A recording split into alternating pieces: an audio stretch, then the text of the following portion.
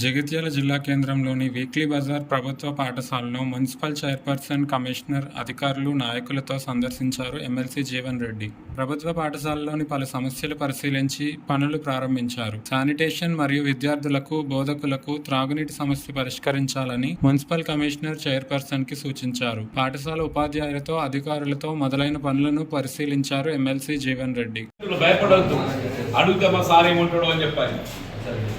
That fear should go. That fear should go among the students.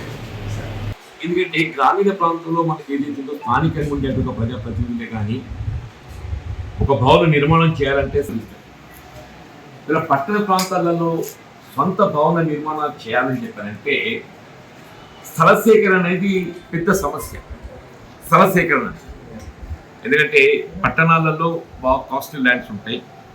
Unless we have government rights and we can identify, it's very difficult.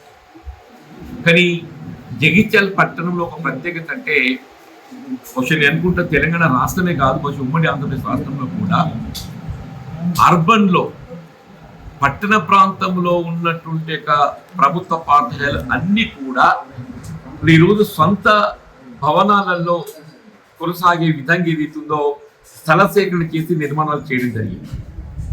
ఇది ఎక్కడ లేదమ్మా చెప్పంటూ నేను only in Jagtial town మనకు కొత్తగా పాఠశాలల మంజూరే కాదు, కొత్తగా పాఠశాలల మంజూరీ పొందడంతో పాటు ఆ పాఠశాల నిర్మాణం కావాల్సినటువంటి యొక్క స్థల సేకరణ చేసి కూడా ప్రభుత్వ పరంగా భవన నిర్మాణం చేయడం జరిగిందమ్మా.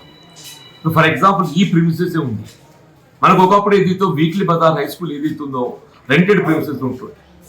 వీక్లీ బజార్ హై స్కూల్ దాన్ని ఏదైతే వీక్లీ బజార్ హై స్కూల్కు ఒక సొంత భవనం ఏర్పాటు చేయాలనే ఒక భావనతోని దాంతో పాటుగా జబ్బిగద్దే ఉర్దూ మీడియం అప్పర్ ప్రైమరీ స్కూలే కానీ లేక తెలుగు ప్రాథమిక పాఠశాలే కానీ వాటి కాదు సొంత భవనాలు నిర్మాణం చేయాలని చెప్పని ఈ స్థలాన్ని మనం గుర్తించి రెవెన్యూ పరంగా ఏదైతుందో ఎడ్యుకేషన్ డిపార్ట్మెంట్ అప్పగింపజేసి ఈ భవనాలన్నీ నిర్మాణం చేసుకుంటాం. అట్లా ఇప్పుడు మీరు రెవెన్యూ ఆర్డీఓ కార్యాలయం వెనుక వైపు కూడా ఏదైతుందో ఒకటి అక్కడ పురాణిపేట స్కూల్ ఉంది, అది కూడా రెంటెడ్ ప్రిమిసెస్ ఉంటాయి. దాన్ని కూడా స్థలాన్ని గుర్తించి సొంత భవనం నిర్మాణం చేసినాం. ఉదాహరణ కొత్తవాడ హై స్కూల్ ఉండేనమ్మా. కొత్తవాడ హై స్కూల్ ఏదైతే స్థలం లేకుంటే ఏదైతుందో ఆల్మోస్ట్ అది ఓల్డ్ హై స్కూల్లో అమాల్గమెంట్ చేసే పరిస్థితికి వచ్చింది. ఓల్డ్ హై స్కూల్లో అమాల్గమెంట్ చేసే పరిస్థితికి వస్తే ఆ కొత్తవాడ రైతాంగంతో నేను సంప్రదింపులు చేసి వాళ్ళతో స్థలం కొనుగోలు చేయించి